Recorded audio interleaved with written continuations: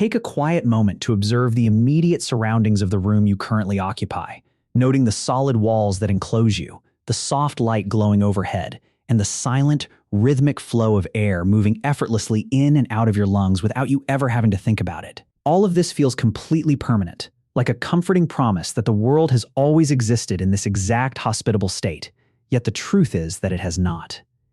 If you were to rewind the clock of deep time far enough, this very coordinate in space would transform into a hostile environment that would end your life in less than a single minute. In that distant past, there is no breathable atmosphere to sustain you. The ground beneath your feet is literally a churning ocean of liquid rock, and the sky overhead glows with a menacing orange glare resembling the interior of a blazing industrial furnace. For more than 99% of this planet's immense existence, absolutely nothing remotely resembling a human being was here. Earth managed to get along just fine without us for 4.5 billion years, and for almost all of that time, something unrecognizable was ruling the planet.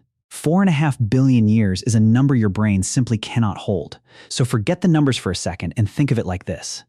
Imagine an immense sports stadium filled to the very brim with individual kernels of popped corn. If all of that popcorn represented the entire history of Earth, then all of human history would be equal to one single kernel near the top of the pile. That is how small we actually are in the grand scheme of time, representing nothing more than a solitary grain of sand lost in the vastness of the Sahara Desert, or a single drop of water drifting in the boundless depths of the global ocean. So what would happen if you stepped out onto Earth as it was 4.5 billion years ago? The first thing that happens is you die. The entire surface is an ocean of lava under a thick orange haze of carbon dioxide, with no moon in the sky because it has not formed yet. Instead, a Mars-sized planet named Theia has just slammed into the young Earth at an angle, throwing an enormous spray of debris into orbit that will slowly clump together over millions of years into the moon you see in the sky. The same impact also knocked the planet over on its axis by about 23 degrees, and that little tilt is the only reason we have seasons at all, meaning a slightly different impact on day one would have meant we never happened. Once the lava cooled and the first oceans formed, life made its quiet debut, though you would not have recognized it as life at all. For the subsequent 2 billion years, this planet belonged exclusively to organisms far too small to be seen by the naked eye. They were single-celled microbes, a whole living world invisible to the naked eye, with no plants, no animals, and nothing with a face, just specks of slime running the entire Earth. Do not mistake them for primitive. These specks ruled longer than every plant, every animal, and every dinosaur that ever lived combined. The air back then would have killed you, as one breath of it with no oxygen would cause you to drop dead where you stood. Then those microbes did something that almost ended everything. Some of them learned to eat sunlight, a process we call photosynthesis. Photosynthesis gives off a waste gas, oxygen. To you, oxygen is life, but to almost everything alive back then, it was poison. As it built up in the air, it wiped out huge amounts of the life that could not handle it, an event geologists call the Great Oxidation Event, which is a very polite and clinical name for one of the biggest die-offs the planet has ever seen. But the same gas did something else. It stripped away the greenhouse gases that had previously been trapping the planet's heat, and without them, the whole thing froze over, very possibly from pole to pole, into a single ball of ice. So the air sitting in your lungs right now is the leftover from a catastrophe, one that nearly wiped out the very life that created it. Life clung on under the ice, but for more than 1 billion years after that, the biggest thing alive was still microscopic. Then, a little over 500 million years ago, in a burst called the Cambrian explosion, life suddenly got big and weird and fast. For the first time, the oceans filled with creatures you could actually see. Plants crept out onto bare rock and built the first soil. Then, fish in the shallows slowly grew legs, and the first uneasy animals hauled themselves up onto dry land. Forests rose, and swamps spread for thousands of miles, leaving behind the buried, compacted remains of those exact ancient forests that we dig up and burn as coal today. After 4 billion years of fire, ice, and poison, Earth was finally green and warm and alive, and then it tried to die again. This is where the world gets genuinely alien. Picture Earth around 260 million years ago, a time long before a single dinosaur had ever walked the land.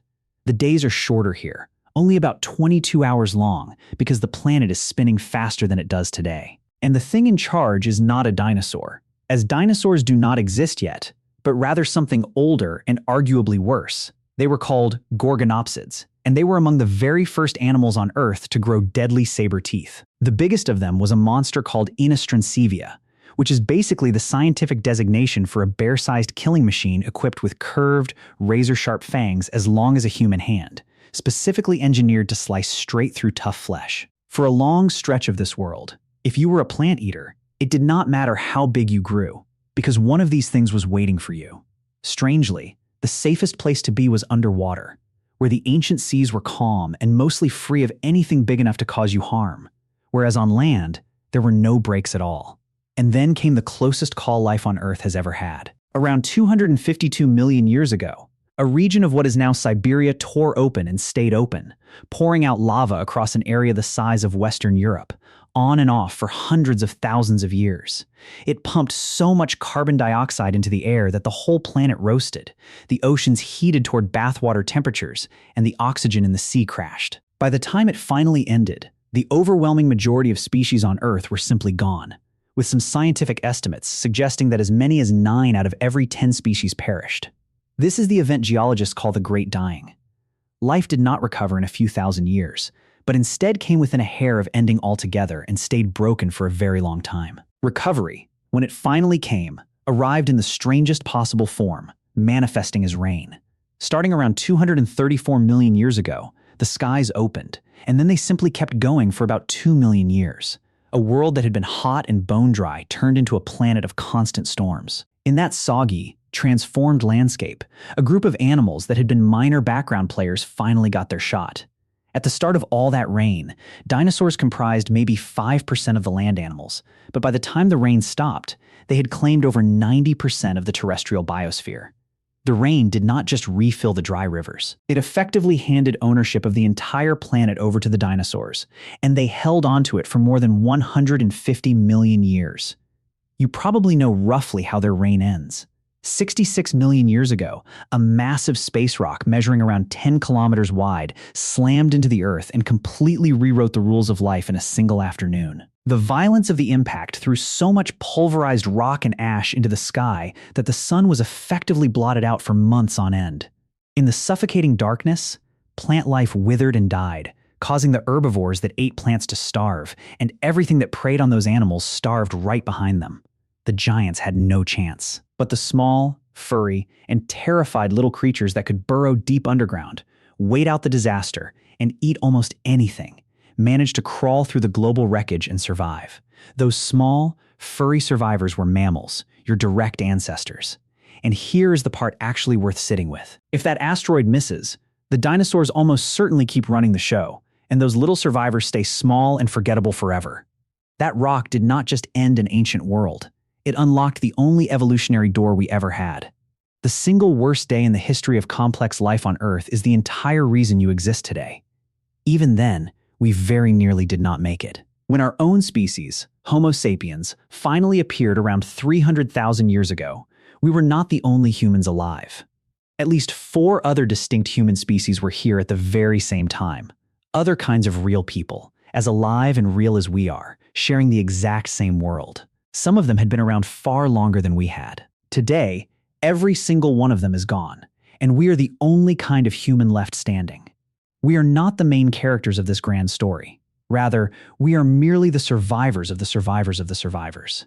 So look around your room one more time and realize that everything in it is delicately balanced on top of a towering stack of historical disasters. We exist because of a frozen planet, an extinction event that almost wiped the board clean, and a random rock from space that erased an entire world of giants to make room for yours. Take away any single one of those chaotic events, and the air never reaches your lungs, and this exact moment never happens.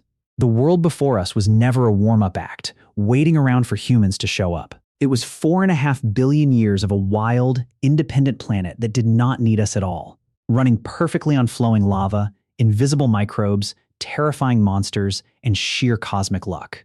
We are incredibly new here, almost impossibly new.